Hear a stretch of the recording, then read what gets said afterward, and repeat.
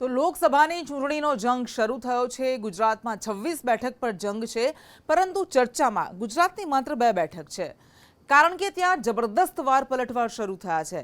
પરંતુ હવે વાર પલટવારમાં અતિ ગંભીર આરોપ લાગ્યા છે, જેની રાજ્યભરમાં ચર્ચા શરૂ છે।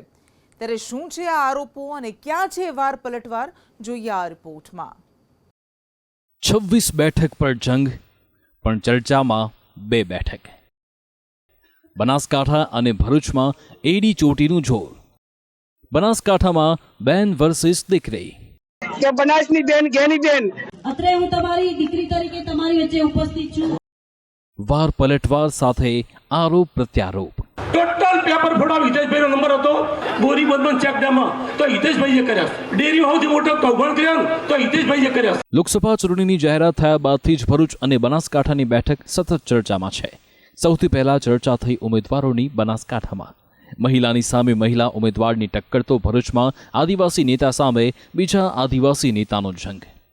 બનાસકાંઠામાં ભાજપ કોંગ્રેસના ઉમેદવારો ચૂંટણીની સભા ગજવી રહ્યા છે। કોંગ્રેસના ગેનીબેનનું સ્લોગન છે બનાસની બેન ગેનીબેન। તો હવે રેખા ચૌધરીએ પણ બનાસની બેન ગેનીબેનનું સ્લોગનનું કાઉન્ટર શોધી કાઢ્યું। રેખા ચૌધરીએ બનાસની બેન સામે બનાસની દીકરીનું સ્લોગન લડાવ્યું છે। મામેરામાં મેં ઘણા એક સ્લોગન સાથે સૂત્ર આપ્યું છે કે બનાસની બેન ગેની બેન। અત્રે હું તમારી દીકરી તરીકે તમારી વચ્ચે ઉપસ્થિત છું અને આશીર્વાદ લેવા માટે આવી છું। આ બધા વચ્ચે ગેનીબેન ઠાકોરનો એક વિડીયો વાયરલ થયો છે, જેમાં તે કહી રહ્યા છે કે તમે ગમે તેટલા જોલ કરો પણ ગેનીબેનને દબાવી શકશો નહીં।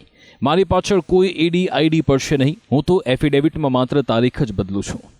કે તમે ગેનીબેન ઠાકોરને આ તમે ગમે એટલી એજન્સીઓ લગાવો, ગમે એટલું તમે જુલમ કરો, તમે ગમે એટલા કેસ કરો, પણ તમે ગેનીબેન ઠાકોરને નહીં દબાવી શકો। એનું કારણ કે હું 7, 12, 17 ને 22 આ 4 તો હું ઉપરા ઉપરી વિધાનસભાની ચૂંટણી લડી।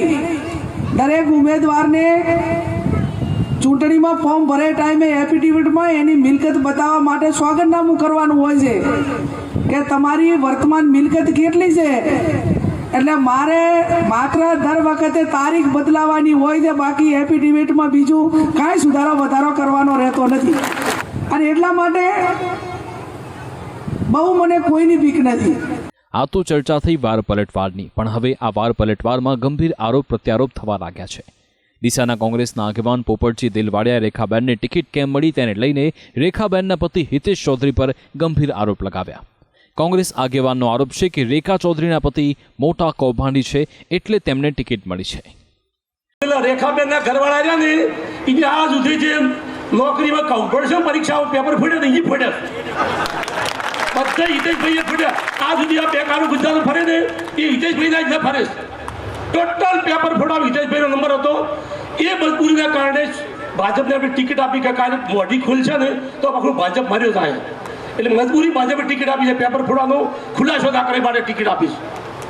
બીજું તો સૌથી મોટો કૌભાંડ કર્યો ને બોરી બંધન ચેક ડેમમાં, તો હિતેશભાઈએ કર્યા।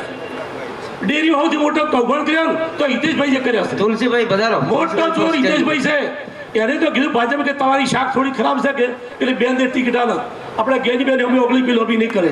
તમારે ફેર છોકરીને નોકરીમાં આશા હોય ને તો તેઓ અટના નોખતા, એ તો પેપર ફોડા નંબર જે ફેર મેળશો ને લોકસભામાં તો છોકરું તમારું નિહાળભાઈ નહીં શીખે, ગમે એટલી મહેનત કરશો એ પેપર ફૂટશે પણ રહી।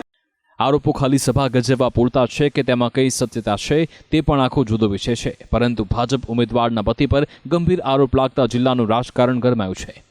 તો બીજી બાજુ આવો ગંભીર આરોપ ભરૂચ લોકસભા બેઠકના ભાજપ ઉમેદવાર મનસુખ વસાવાએ ઇન્ડિયા ગઠબંધન ઉમેદવાર ચેતર વસાવા પર લગાવ્યો છે। છેલ્લા કેટલાય સમયથી મનસુખ વસાવા કહી રહ્યા છે કે ચેતર વસાવાના પ્રચાર કેટલાક રોહિંગ્યાઓ કરી રહ્યા છે, તમે જરા સાવચેત રહેજો।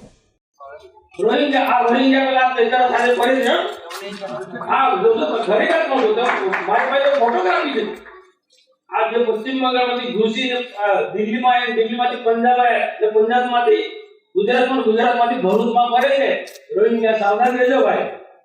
આજે સંદેશ ન્યૂઝે ફરી તેમને સવાલ પૂછ્યો કે શું આ રોહિંગ્યાવાળી વાત સાચી છે, ત્યારે ફરી તેમણે કેમેરા પર હા પાડી અને કહ્યું કે ભાજપનું શાસન આવતા હવે આ બધું બંધ થયું છે। જે લોકો જે સમર્થન એમને કરતા હોય તો એમના પ્રચાર માટે ચૂંટણી ટાઈમે આવા લોકો નીકળતા હોય છે। આખા દેશની અંદર જ આ કાર્ય કરતા હોય છે. પણ ભારતીય જનતા પાર્ટીના શાસનની અંદર આ જે વિદેશી જે તાકાત જે ચૂંટણી ટાણે કે અન્ય રીતના જે એમને જે ફાવે તે મરજી બધું કાર્ય કરતા હતા, જે અંજામ આપતા, તે બધું બંધ થઈ ગયું છે. જેના પર આમ આદમી પાર્ટીના પ્રદેશ મહામંત્રી રાકેશ હિરપરાએ પલટવાર કર્યો છે. એમની પાસે ખરેખર જવાબો એમણે એમની ભાજપ સરકાર પાસે માંગવા જોઈએ કે 35 વર્ષથી ભરૂચ લોકસભામાં ભારતીય જનતા પાર્ટીનો સાંસદ ચૂંટાય છે. છેલ્લા 30 વર્ષથી ગુજરાતમાં ભાજપની સરકાર છે. છેલ્લા 10 વર્ષથી કેન્દ્રમાં ભાજપની સરકાર છે. છતાંય ગુજરાત જેવા એમની લોકસભાના વિસ્તારમાં રોહિંગ્યા આટા મારતા હોય તો સફળતા છે એની ફેલિયર છે. મહત્વનું છે કે ચૂંટણી ગુજરાતની 26 બેઠકો પર થવાની છે, પણ સૌથી વધુ ચર્ચામાં બનાસકાંઠા અને ભરૂચ બેઠક છે, જ્યાં વાર પલટવારની સાથે ગંભીર આરોપ પ્રત્યારોપ શરૂ થયા છે. પણ હાલ તો વાર પલટવારમાં લાગેલા આરોપો ચૂંટણીની સભા ગજવવા પૂરતા હોય તેવું લાગી રહ્યું છે. ત્યારે આરોપોનું સત્ય શું છે તે તો તપાસ બાદ જ માલુમ પડશે. બ્યુરો રિપોર્ટ, સંદેશ ન્યૂઝ.